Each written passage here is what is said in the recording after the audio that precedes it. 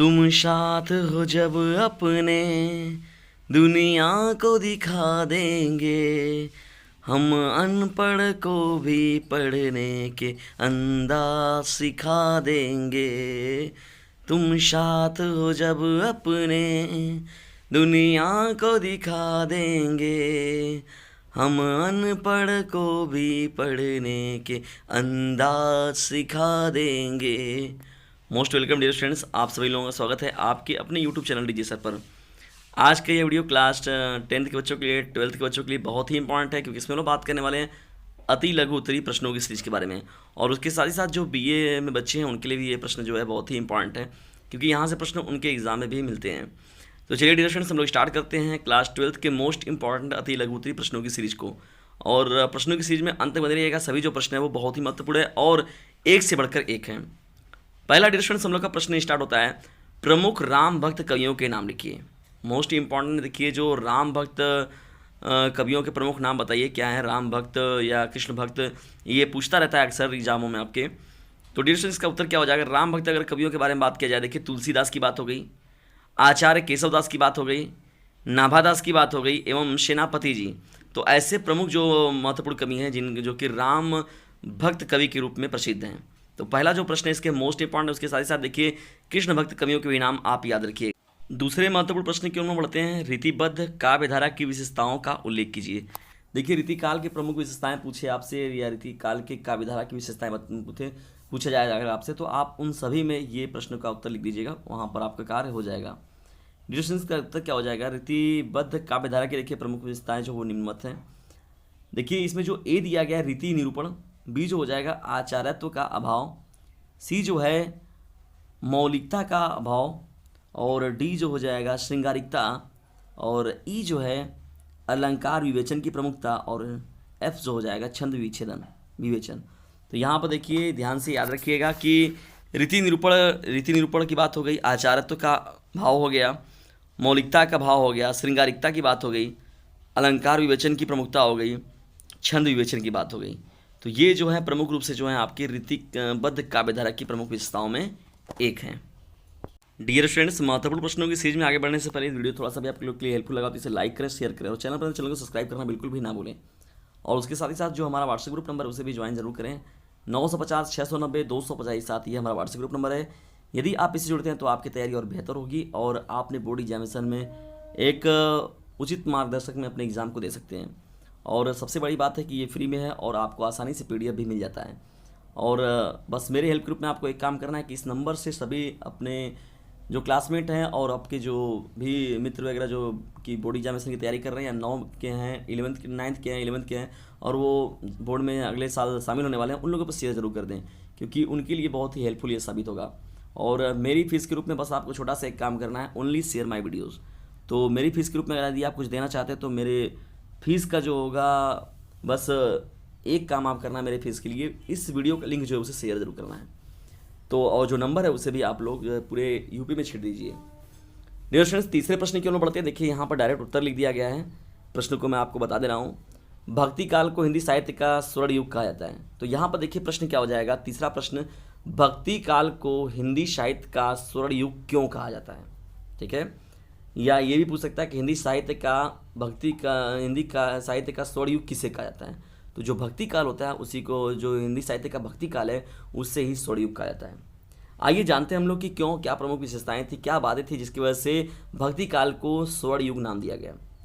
देखिए बात हो रही है भक्ति काल को स्वर्ण युग कहने की, तो भक्ति काल को हिंदी साहित्य का स्वर्ण युग कहा जाता है। भक्ति काल को स्वर्ण युग आने के प्रमुख आधार निम्न हैं, कुछ महत्वपूर्ण बातें हो जाएंगी, जैसे विचारों की उत्तमता हो गई, भावनाओं और अनुभूतियों की प्रकृष्टता हो गई, काव्य संबंधी उद्देश्य देखिए हो गए, दृष्टिकोण की उदारता हो गई, इसमें सरल स्वभाव से बनाया गया था। यहाँ पर कला पक्ष की बात हो गई, भाव पक्ष की उच्चता की बात हो गई, भावनाओं की मधुरता की बात हो गई, संगीत की आस्वादनीयता की बात हो गई। इसके अलावा अगर बात किया जाए तो काव्यात्मक रूपों, शैलियों तथा भाषाओं की विविधता, ठीक है, और भारतीय संस्कृति की पूरी मतलब मधुरता से भरा हुआ था भक्ति काल। तो भक्ति काल का जो साहित्य है वो बहुत ही क्या है, अतुलनीय है। अगर देखा जाए हिंदी साहित्य के दृष्टिकोण से तो भक्ति काल का जो साहित्य काल रहा है वो बहुत ही इतनी पराकाष्ठाओं को लिया हुआ है और अपने आप में एक बहुत ही वो उच्च कोटि का काल रहा है हिंदी साहित्य के लिए। इसलिए भक्ति काल को जो है स्वर्ण युग कहा जाता है।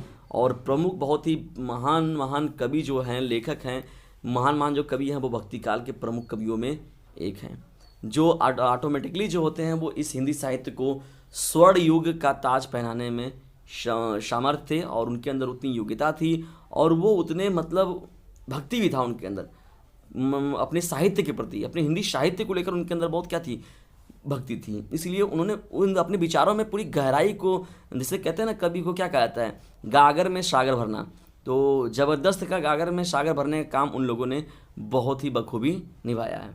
तो डियर स्टूडेंट्स, इसीलिए जो भक्ति काल को हिंदी साहित्य का स्वर्ण युग कहा जाता है। आइए मोस्ट इंपॉर्टेंट प्रश्नों की सीरीज में हम लोग अब आगे बढ़ते हैं। डियर स्टूडेंट्स, जो कि हम लोग का चौथा जो प्रश्न है, प्रयोगवाद पर टिप्पणी लिखिए। देखिए डियर स्टूडेंट्स, यहाँ पर बात हो रही है प्रयोगवाद की। इसके उत्तर के बारे में हम लोग बात करें तो यहाँ देखिए आगे जो लिख दिया है गलत है, यहाँ पर अज्ञेय हो जाएगा।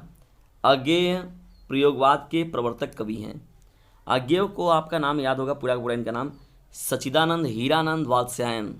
फिर से सुन लीजिए, सच्चिदानंद हीरानंद वात्स्यायन जो हैं, इन्हीं को हम लोग अज्ञेय के नाम से भी जानते हैं। अज्ञेय जो है वो प्रयोगवाद के प्रवर्तक कवि हैं। 1993 ईस्वी में जो तार सप्तक के प्रकाशन के साथ ही हिंदी प्रयोगवादी कविता का जन्म हुआ। 1993 सन की बात हो रही है, तो उस समय क्या हुआ, तार सप्तक के प्रकाशन के साथ ही साथ क्या हुआ, प्रयोगवादी कविताओं का भी जन्म हुआ, जिसके लिए प्रमुख रूप से जो है अज्ञेय जी जिम्मेदार हैं। छायावादी एवं क्रांतिवाद के पुराने मापदंडों के विरुद्ध तार सप्तक के साथ नई कविता का प्रादुर्भाव हुआ। जो पुरानी पराकाष्ठाओं पर चली आ रही थी वहाँ पर से क्या किया गया, उनके मापदंडों के विरुद्ध जाकर एक तार सप्तक नामक नई जो पहले प्रारंभ की गई कविताओं की प्रादुर्भाव हुआ। इसका इस क्रांति एवं नए प्रयोग के अग्रदूत जो हैं सच्चिदानंद हीरानंद वात्स्यायन जी हैं, जिन्हें अज्ञेय के नाम से भी हम लोग जानते हैं। तो अज्ञेय जी ही हैं। तो डिरेक्शंस यहाँ पर देखिए, अति लघु भी आपका तैयार होता है, उसके साथ ही साथ बहुविकल्पी भी आपका तैयार होता है कि प्रयोगवाद के प्रवर्तक कौन हैं, तो सच्चिदानंद हीरानंद वात्स्यायन अज्ञेय। कब किया गया, तार सप्तक के कौन है, तो ये भी आपका देखिए इसमें प्रश्न तैयार हो रहा है। तो यह प्रश्न जो है आप लोगों के लिए बहुत ही महत्वपूर्ण है। चलिए बढ़ते हैं आज के अंतिम प्रश्न की ओर। पांचवा हम लोग का प्रश्न है और इम्पॉर्टेंट है, हिंदी का यह प्रश्न है, सीरीज जो चल रहा है हम लोग का। तार सप्तक पर टिप्पणी लिखिए। इंपॉर्टेंट प्रश्न है, तार सप्तक पर टिप्पणी लिखिए। अभी देखिए जो चौथा प्रश्न भी था इसी से संबंधित था। तार सप्तक का प्रकाशन जो था 1943 में अज्ञेय के संपादकत्व में हुआ था। इसमें अज्ञेय के अतिरिक्त जो हैं गजानन माधव, जिनका नाम मुक्तिबोध के नाम से भी हम लोग जानते हैं, गिरिजा कुमार माथुर जी हो गए, प्रभाकर माचवे हो गए, नेमीचंद जैन हो गए, भारत भूषण अग्रवाल हो गए और राम विलास शर्मा आदि जी महत्वपूर्ण रूप से इस के संपादन में शामिल थे। देखिए नाम तो आता है सच्चिदानंद हीरानंद वात्स्यायन अज्ञेय जी का ही, लेकिन यहाँ पर इनके अतिरिक्त जो इसमें शामिल लोग थे ये और भी लोग थे जो जिनके नाम यहाँ पर दिए गए हैं। और इसका जो प्रकाशन वर्ष रहा है कब रहा है, 1943 ईस्वी में हुआ है। तो तार सप्तक पर ये बहुत ही महत्वपूर्ण टिप्पणी है। डियर स्टूडेंट्स को याद रखिएगा और आपके बोर्ड एग्जामिनेशन में भी ये प्रश्न पूछ सकता है।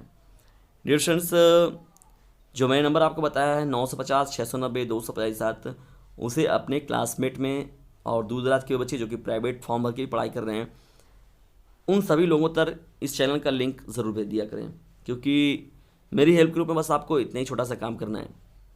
चलते चलते मेरी एक बात याद रखना, इसे शेयर करना ना भूलना, इसे शेयर करना ना भूलना।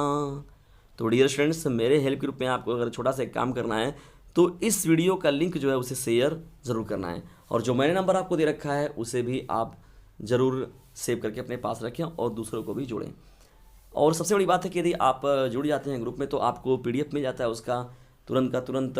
मैं वीडियोस आपका लिंक भी शेयर करता हूँ, उसके साथ ही साथ मैं PDF भी आप लोग को देता हूँ, इसी तरीके से आपको मिल जाएगा। यदि आप नहीं भी पढ़ना चाहते चैनल से तो आप PDF के थ्रू पढ़ सकते हैं, यदि आप में नेट का अभाव है तो, और या वार्तालाप, अगर वार्तालाप के थ्रू पढ़ना चाहेंगे तो आप वहाँ से ही पढ़ सकते हैं। तो इसके लिए आपको नंबर जो मैंने बता रखा है उसको सेव करके अपने पास ज़रूर रखना है, और आपके आने वाले एग्ज़ाम में भी वो बहुत ही हेल्पफुल साबित होगा यह नंबर जो है।